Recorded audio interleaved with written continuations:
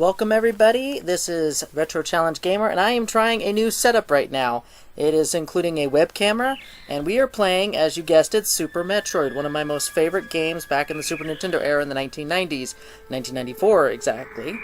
And we are going to do a challenge that was issued in this Super Metroid Nintendo Powers Guide, more specifically the back page. I don't know if you can all see that. Oh, I'm totally showing the wrong page. But yeah. This is what the challenge we're going to do. We're going to do the Nintendo Power Challenge. And see how hard it is and stuff like that. And yeah, we'll see if we can actually complete the Nintendo Power Challenge. I don't know if that's the actual challenge that it goes by, but that's what I'm going to be naming it. So, oh, ooh, crap, sorry. Okay, there we go.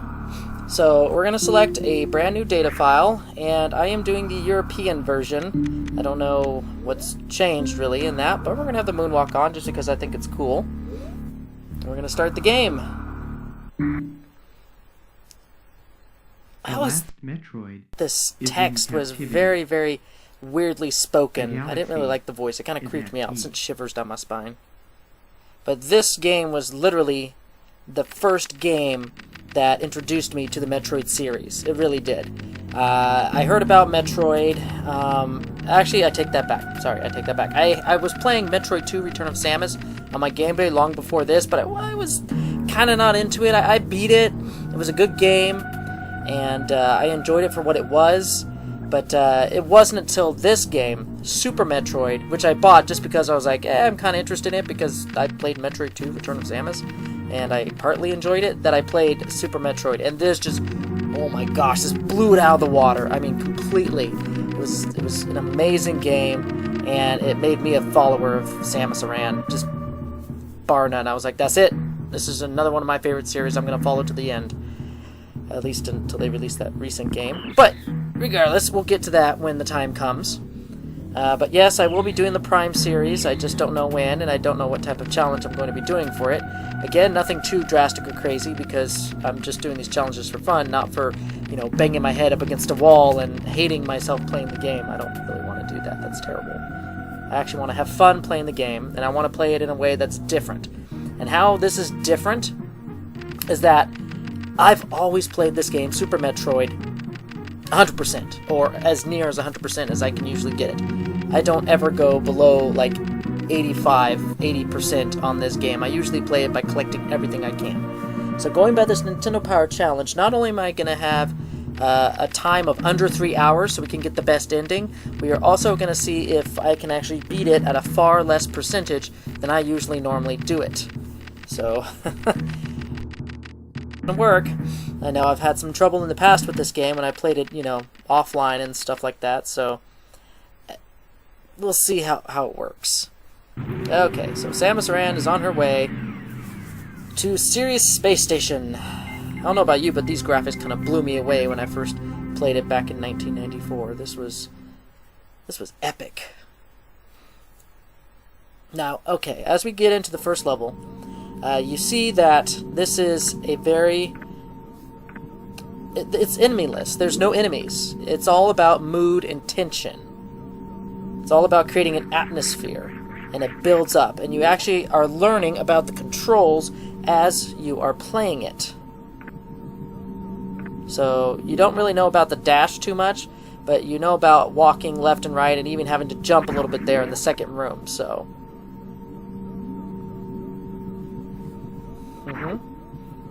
You don't have to shoot any doors just yet, but yeah, you might as well. But here it's, you know something's wrong. There's like dead bodies of the researchers. Here's the Metroid baby you saved from Metroid 2 Return of Samus, and what is going on? Why is there a... Oh! This is the cause of the distress signal right here. Ridley! I mean, since playing only Metroid 2 Return of Samus, I had no idea who this character was. And... I was like, who's this guy? But actually, this is apparently Samus Aran's arch nemesis, Ridley. And there's actually two outcomes to this battle. You really can't lose. You can't. And so, it's either you have him fly away and he kind of slips hold on the actual tank on the Metroid baby, or you fail and he just, you know, flies away. Either way, you can't lose. the game is pre-programmed to not have you lose, and Ridley will run away either way.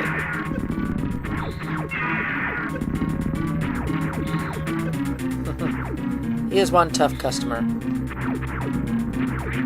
I think it's once you hit 25 health or below, or actually no, it's 30 health or below that he'll run away. So I failed. I failed and, you know, whooping his butt, but that's okay. We have an emergency escape sequence right away. Almost every Metroid game has to have one, right? In this case, you only have a minute to get out of here. Holy crap. But it's really not that bad. There's no enemies. The only obstacles are non-damaging smoke and things like that, so... But everything you've just learned on how to move Samus and stuff, you have to bring into play here. So jumping, and if you've figured out the dash already, the dash. Oh gosh. Things are falling from the ceiling. What the heck? This is where I thought it was really cool. I was like, oh my gosh, I am freaking out right now.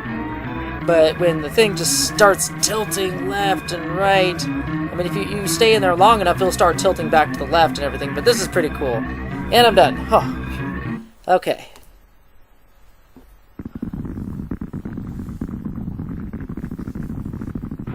Woo! Clutch save, that was. Planet Zibis.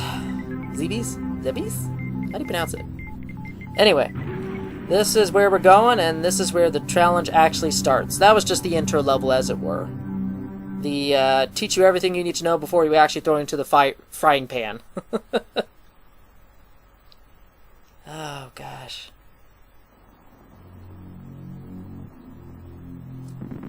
Man, the mood and atmosphere is just great. The music is kind of creepy, foreboding. You come into a rainstorm. It's just like... The world of Zebes, I'm going to call it Zebes, okay, is like dead. There's no life right now. Well, there is. There's these trilobites, but, you know, there's just no activity. There's nothing. It's just kind of creepy. You know, it just provides a sense of atmosphere where it's just like, something is not right. You know? There's got to be something here. Oh!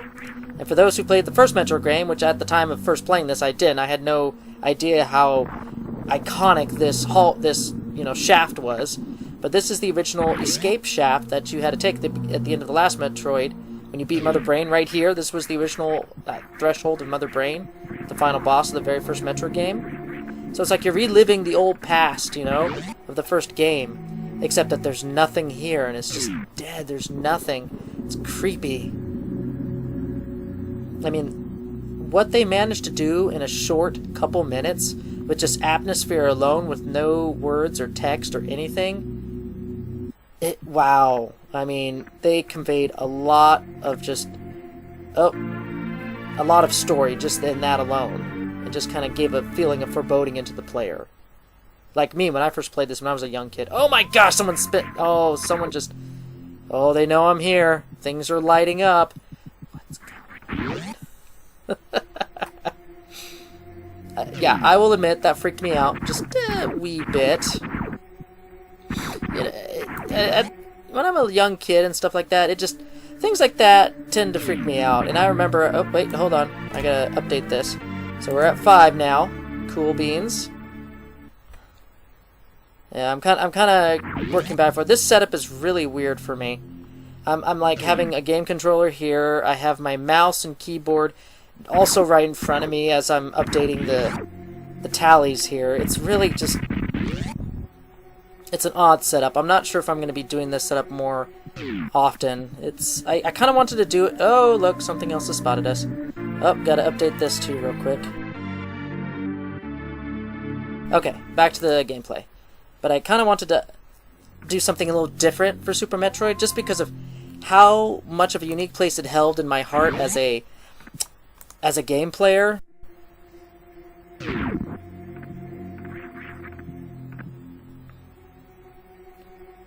I would play this so often. There's only 2 spots that I didn't really care for in this game. Just 2 spots. And it has to deal with the wall jump and... Let's see here. Yeah, I had to deal with the wall jump and... What was the other thing? I can't remember the name! I can't remember the name. Space jump, that's what it was. Space jump. Yeah, see, you can kind of see where Samus wants to do the space jump, but she won't. So now that you're back, and they know that you're here, you know, the enemies appear on the way back, and so now it's game on. It's game on. The challenge is on. I've just picked up my first 3 upgrades as per the Nintendo Power Challenge. And we'll see if I can beat it. First things first, we have the morph ball, so now it's time to go for the bombs. And there's an easy way up the shaft. I think it's going up the left side like I am here. It's like 1, 2, 3. Oh gosh. Of course, I'm failing miserably. Like, I want that health. I'm gonna spend some extra seconds trying to get that health.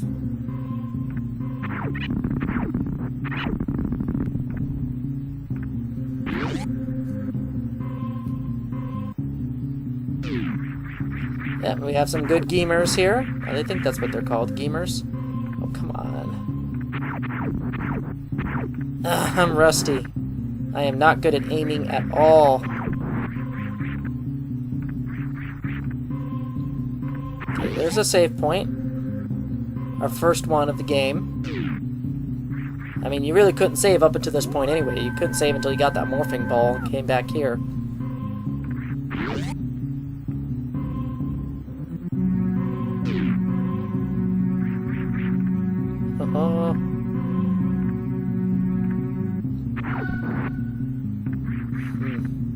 Whoa.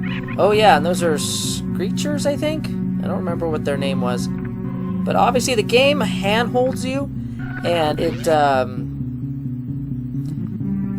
kind of tells you what to do without actually telling you what to do. So it subtly tells you, oh, you got a morph ball, you can go into small little holes and crevices and cracks now. Well, we can't go here, so you're at a dead end. Well, now you can't go here, and I need to pay attention. Hold on. Stop it! Oh my gosh, you stupid bug. I need as much health and missiles as I can before I fight this first boss. But it's like it gets you into so many dead ends so that you have to kind of backtrack, and you naturally come across the next section where you need to go because you're like, oh, that looks like a small tunnel. I should go into it. And you don't even have to look that hard. It's just right there in your path. So that's clever game design in my opinion. Now this is the first time. I had no idea the significance of these Chorizos. In previous games, the Chozo statues were all, you know, helpful and everything, and they gave you items, and they were just statues. But here it was like, this is the first statue that fought back. Like, oh my gosh, you took my morphing bombs? You're gonna pay for that. But its pattern is pretty easy. He kind of walks to you, shoots his arms, and then throws some bombs over your head that you can easily walk under, and then jumps back and repeats. It's really not that hard of a boss. This is as easy as it gets, folks, so it's going to get a lot harder from here on out. Now, I know there's not going to be a lot of gameplay. I don't plan on making these videos very long, like 15-20 minutes at most. So I think I'm going to head back to that save point and call it a good first video. I mean, we got 2 missile upgrades, a morphing ball and a morphing bomb. That's actually pretty good for our first video. And I think we're making good time, too. But then again, there's a couple sections afterwards, as I said, involving the space jump and the wall jump that I'm really not looking forward to. It's just... I might be wasting a lot of time there. We'll see how well that ends up being. Okay, with that, I will see you in the next video, and we'll see if we can get as far as we can into Brinstar, okay? See y'all in a little bit.